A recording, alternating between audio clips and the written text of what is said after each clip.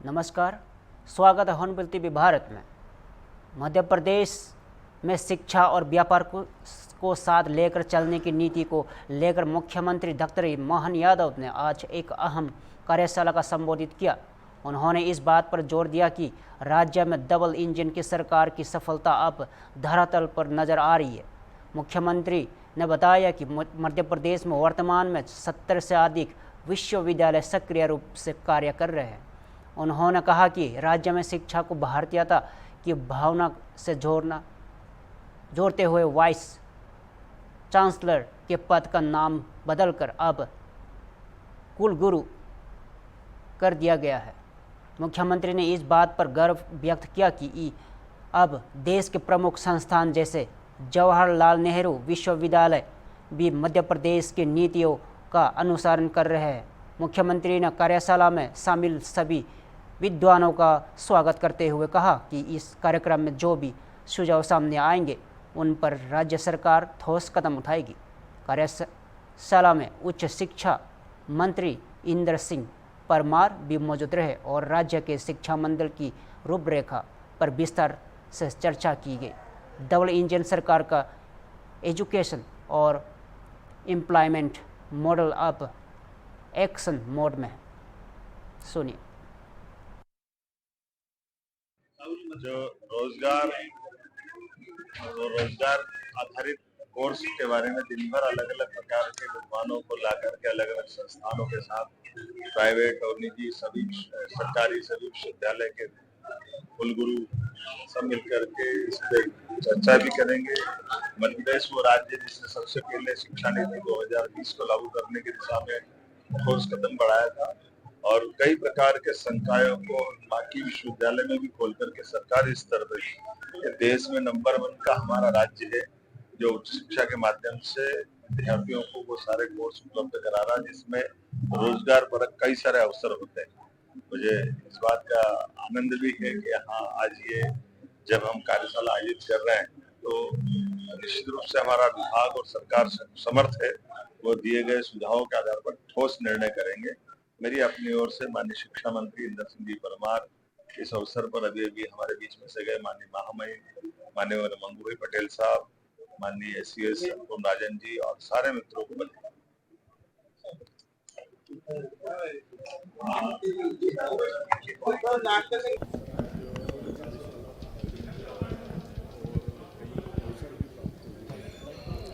देखिए, ये जो कार्यशाला है बहुत महत्वपूर्ण है। इस प्रकार राष्ट्रीय शिक्षा नीति में कहा गया उसका इम्प्लीमेंटेशन कर रहे हैं तो रोजगार परक शिक्षा उस पर ही काम हो रहा है।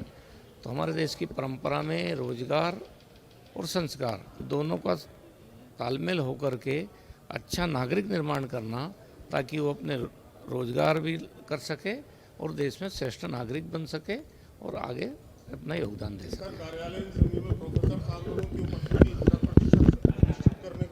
सार्थक एप के माध्यम से 100% उपस्थिति का वो कर दिया गया है और जो लोग अटेंडेंट इधर उधर से लगा रहे हैं उनके खिलाफ भी हमने कार्रवाई की है।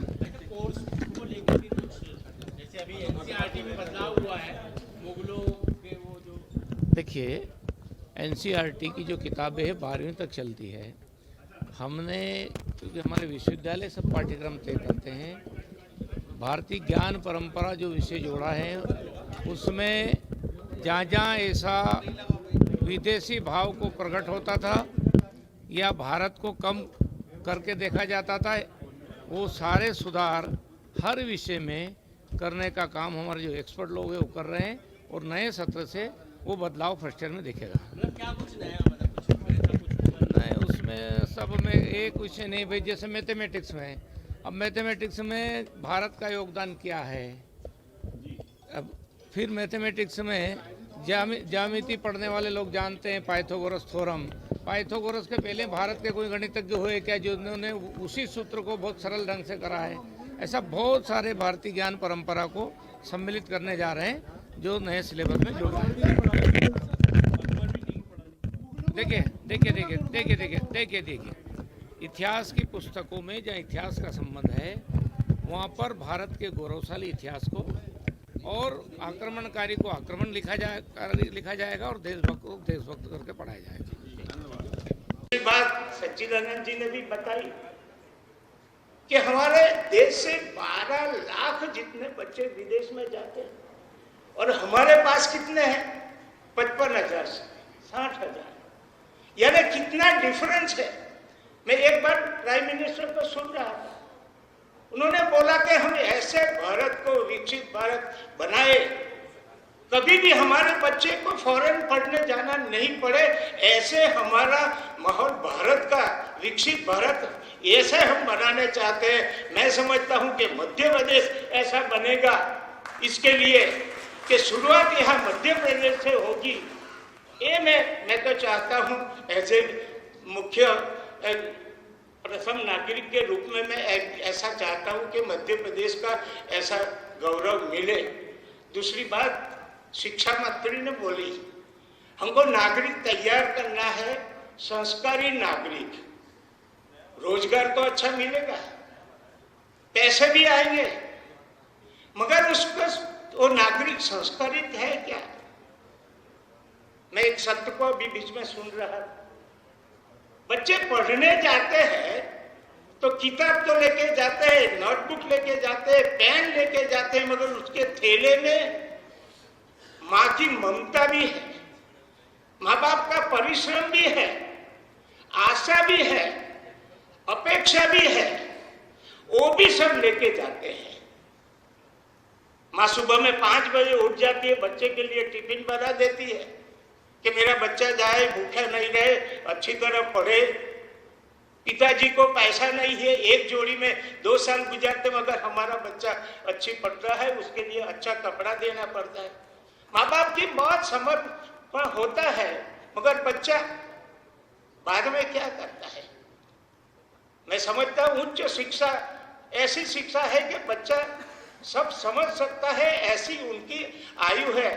तभी जिसमें तुम जितना संस्कार डालो उसका भविष्य में, जैसे अच्छा पौधा डालो तो अच्छा वृक्ष उगेगा, उसी तरह है संस्कारित बच्चा तैयार करना है। तो मैं समझता हूं कि आपकी यूनिवर्सिटी में 4-5 साल जो बच्चा रहता है उसको अच्छे नागरिक बनाए, जिसके मन में समाज के लिए भी हमको कुछ करना है, ये देश के लिए भी हम कुछ करना है, ऐसे हम नागरिक भी तैयार करें तो हम समझते हैं कि हमारा भविष्य बहुत उज्जवल है।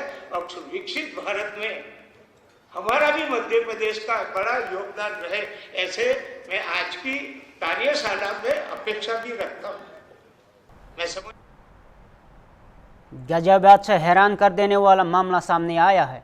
यूपी एसटीएफ की नोएडा यूनिट ने फर्जी दूतावास चलाने वाले एक सतीर आरोपी को गिरफ्तार किया है, जो खुद को विभिन्न काल्पनिक देशों का राजदूत बताकर सालों से लोगों को गुमराह कर रहा था।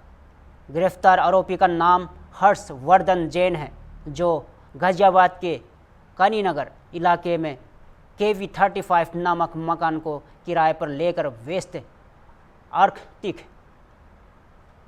सुबार्गा, पोलिया और लोदोनिया जैसे माइक्रोनेशन देशों के नाम पर फर्जी दूतावास चला रहा था।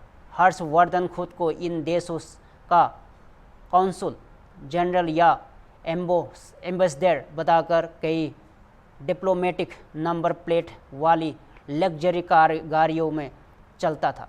इतना ही नहीं, वहाँ प्रधानमंत्री, राष्ट्रपति और नामी हस्तियों के साथ मर्फ की गई तस्वीरें दिखाकर लोगों को प्रभावित करता था। एसटीएफ की जांच में खुलासा हुआ कि आरोपी विदेशों में काम दिलाने के नाम पर ठगी करता था और हवाला, रॉकेट तथा सेल कंपनियों के जरिए करोड़ों की हेराफेरी करता था। उसके पास से 4 डिप्लोमेटिक गाड़ियाँ, 12 डिप्लोमेटिक पासपोर्ट, विदेश मंत्रालय की मोहर लगे फर्जी दस्तावेज, 2 पैन कार्ड और 34 अलग अलग कंपनियों की मोहरें, 44,70,000 की नकदी और विदेशी मुद्रा बरामद हुई है। इतने ही नहीं, आरोपी के चंद्रवास स्वामी और कुख्यात इंटरनेशनल आर्म्स डीलर अदनान खगोशी से भी संबंध होने की जानकारी सामने आई है। 2011 में उस पर अवैध सैटेलाइट फ़ोन रखने का मुकदमा भी दर्ज हुआ था। फिलहाल एसटीएफ इस हाई प्रोफाइल जालसाजी मामले की जांच गहराई से कर रही है। अब देखना यह है कि इसके पीछे और कितने बड़े नाम सामने आते हैं।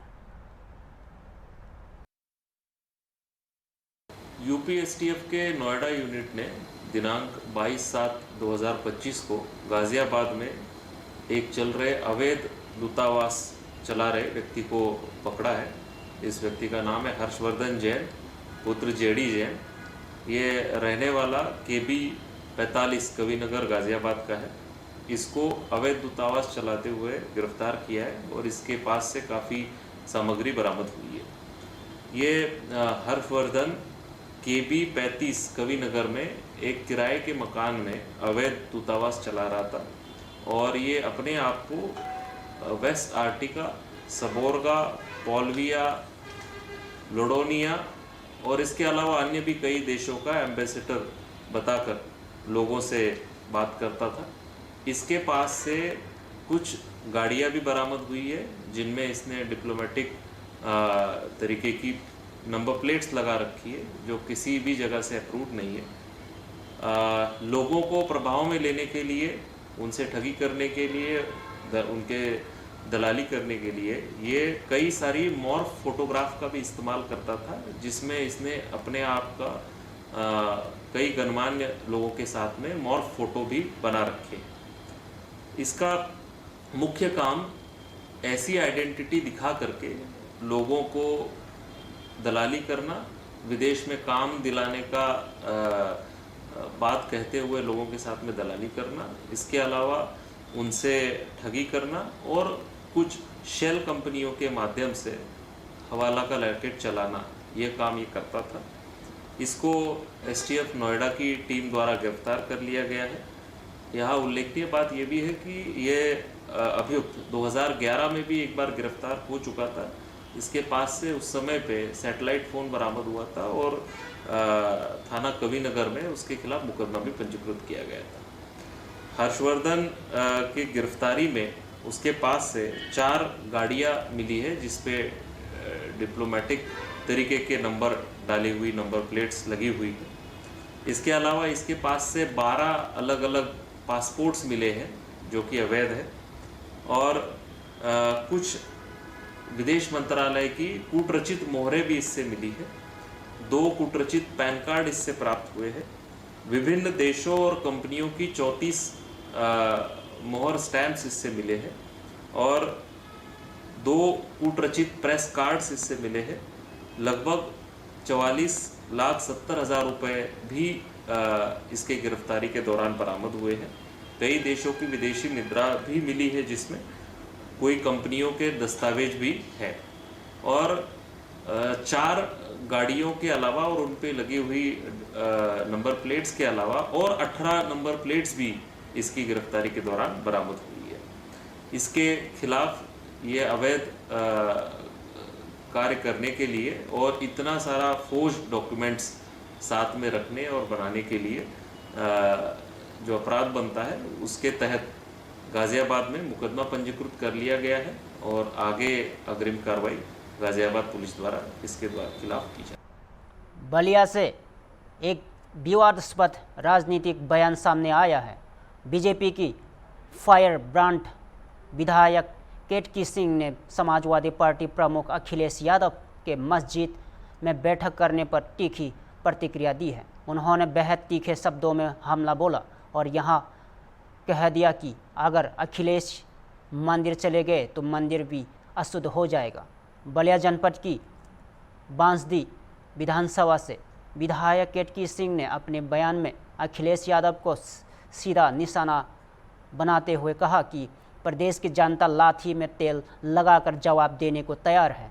इतना ही नहीं, पश्चिम बंगाल के मुख्यमंत्री ममता बनर्जी को लेकर भी उन्होंने आपत्तिजनक बयान दिया। उन्होंने कहा कि अगर ममता बनर्जी को बांग्लादेशी नागरिक इतने प्रिय है तो उन्हें वही जाकर मुख्यमंत्री बन जाना चाहिए। केतकी सिंह ने इस बयान पर राजनीतिक प्रतिक्रिया सामने आनी अभी बाकी है, लेकिन बयान की भाषा और तीखापन एक बार फिर यूपी की राजनीति में जुबानी जंग को तेज कर सकता है। कुछ दिन पहले आपको याद होगा कि यही वो विपक्ष है, इंडी गठबंधन, जो कहता था कि धारा 370 अगर हटेगी तो खून की नदियां बह जाएंगी। मैं तो नहीं भूली हूँ, और आप लोग तो और मीडिया वाले हैं, आप तो कुछ नहीं भूलते हैं, तो आपको भी याद होगा। ऐसी ही ये गीदड़ भभकी है। मैंने कहा कि यह नया भारत है, निर्णय लेने वाला भारत है, सशक्त भारत है।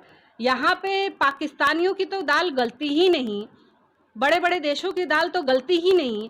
तो इस देश की एक प्रदेश की मुख्यमंत्री अगर इस तरह के देश विरोधी बयान देंगी तो क्या लगता है कि उनकी दाल गलेगी? और उनको दिक्कत क्या है? उनकी दिक्कत यही है कि जो बांग्लादेशी घुस आए हैं इस हमारे देश में, उनको किस तरह यहाँ का नागरिक बना दिया जाए, उनको स्थापित कर दिया जाए, यही वो चाहती हैं। तो यह उनका जो उनका मनोभाव है, दुष्ट मनोभाव है, वह कभी पूरा नहीं होगा। यहाँ पर इस देश का नागरिक, बंगाल का नागरिक ही बंगाल की सरकार बनाएगा, और जो उनको करते बने, मैं तो कहती हूँ कि जो उनको करते बने करें। इस देश में गृह मंत्री के रूप में एक चट्टान खड़ा है इस देश की रक्षा करने के लिए, और निश्चित तौर पर जब तक हमारे गृह मंत्री खड़े हैं, इस देश के किसी भी प्रदेश में इस तरह की कोई घटना होना असंभव है। और अगर इस तरह का उनका कोई सोच है तो अभी से भी वो सुधर जाए।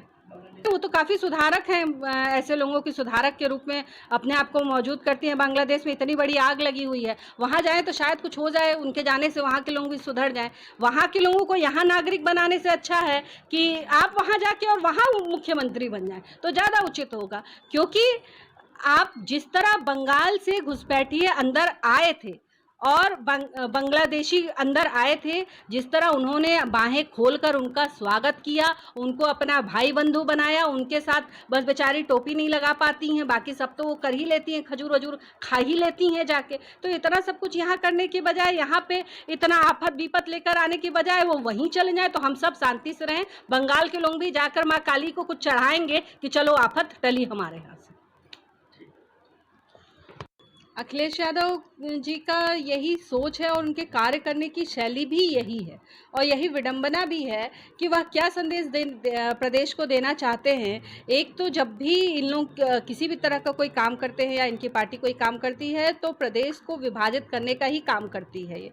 और जिस तरह ये मंदिर मस्जिदों का ये इस्तेमाल करते हैं, या भाजपा पे आरोप लगाते हैं कि ये धर्म की राजनीति करती है, इससे बड़ा उदाहरण क्या होगा कि आप किसी धर्म विशेष को आप खुश करने के लिए इस स्तर तक गिर जा रहे हैं कि आप इस तरह का संदेश देने का प्रयास कर रहे हैं। इससे गंदी राजनीति कहाँ आपको देखने को मिलेगी, और इससे खुली राजनीति देखने को कहाँ मिलेगी कि कैसे अपीजमेंट किया जाता है एक धर्म विशेष का। आप यही तो मैसेज देना चाहते हैं कि इस प्रदेश में जब आपकी सरकार आएगी तो आप कैसे एक धर्म विशेष के पूजा स्थल को या उस धर्म विशेष के व्यक्तियों को आप कैसे बढ़ावा देंगे, आप यही संदेश देना चाहते हैं। तो प्रदेश भी लाठी में तेल लगा के तैयार है, आप जो संदेश दे रहे हैं उसका जवाब वापस आपको मिलेगा। मंदिरों में की होती तो ये छाती पीटने लगते, इनके ऊपर तो आफत विपत टूट जाता कि अरे भाई मंदिर में कैसे मीटिंग होने लगी। ये बार बार भाजपा को जो कहते हैं कि ये धर्म के नाम पे राजनीति करती है, वो इसलिए करती है, कहते हैं क्योंकि भारतीय जनता पार्टी यह कहती है कि भाई किसी को भी खुश करने की राजनीति नहीं होनी चाहिए, अपीजमेंट की राजनीति नहीं होनी चाहिए। और कम से कम भारतीय जनता पार्टी हिंदू धर्म का नाम लेती है, वह यह कहती है कि मंदिरों की हम सुरक्षा करेंगे, वह यह कहती है हिंदुओं की सुरक्षा हम करेंगे, और यही बात तो इनके पेट में दर्द है। आप याद कीजिए कि 2017 से पहले यही वो उत्तर प्रदेश है जहां हर महीने कोई ना कोई दंगा किसी न किसी जिले में होता था, यह वही उत्तर प्रदेश है। आज जब से योगी आदित्यनाथ जी आए हैं तब से इन्होंने ये जो दंगाई थे, जिनके ऊपर समाजवादी पार्टी का हाथ रहता था, आशीर्वाद रहता था, उन सब को टाइट किया है। और तब से लेकर अभी तक हमारा सौभाग्य है कि एक आध घटना छोड़कर हमारा प्रदेश दंगों की आग से बचा हुआ है। लखनऊ से आज एक अहम प्रशासनिक खबर। राजधानी के शहीद पथ के पास हरिहरपुर इलाके में स्तंभ एवं निबंधन विभाग के नए मुख्यालय के लिए भूमि पूजन किया गया। इस अवसर पर विभागीय मंत्री रविंद्र जायसवाल ने भविष्य की योजनाओं को लेकर बड़ा ऐलान किया। कार्यक्रम में स्तंभ एवं निबंधन मंत्री रविंद्र जायसवाल के साथ साथ कई रिटायर्ड आईजी और डीआईजी स्तर के अधिकारी भी शामिल हुए। भूमि पूजन के बाद मंत्री ने कहा कि राजधानी लखनऊ में सभी प्रमुख विभागों के मुख्यालय हैं, ऐसे में स्तंभ एवं निबंधन विभाग का मुख्यालय भी यही बनाना चाहिए और अब वह दिन आ गया है जिन्होंने भरोसा दिलाया कि यह मुख्यालय 1 वर्ष के भीतर बनकर पूरी तरह से तैयार हो जाएगा, जिससे पूरे राज्य के पंजीकरण से जुड़े कार्यों में और पारदर्शिता और गति का आ सकेगी। उत्तर प्रदेश सरकार की इस पहल को एक बड़ा प्रशासनिक सुधार माना जा रहा है, जिससे आम जनता को जमीन जायदाद और रजिस्ट्रेशन से जुड़े कामों में सहूलियत मिलेगी।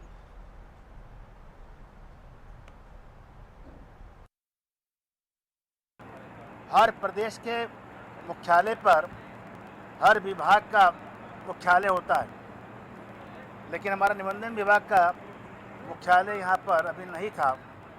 माननीय मुख्यमंत्री जी ने के प्रेरणा से, प्रधानमंत्री जी के प्रेरणा से यह भव्य मुख्यालय का आज भूमि पूजन किया गया है। 1 साल के अंदर यह बन के तैयार हो जाएगा और 1 साल के अंदर ही हम सब प्रयास कर रहे हैं मुख्यालय का संचालन यहाँ शुरू होना हो जाए।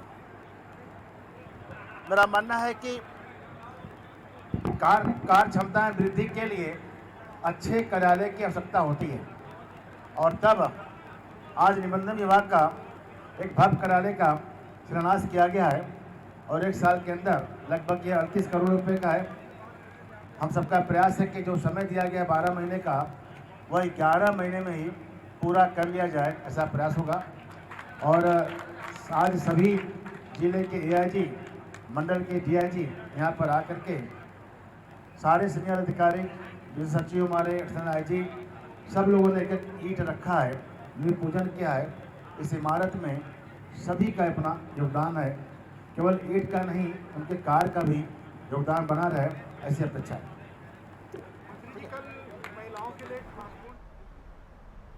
फिलहाल के लिए इतना ही। ताज़ा खबरों के लिए बने रहिए हॉर्नबिल टीवी भारत के साथ।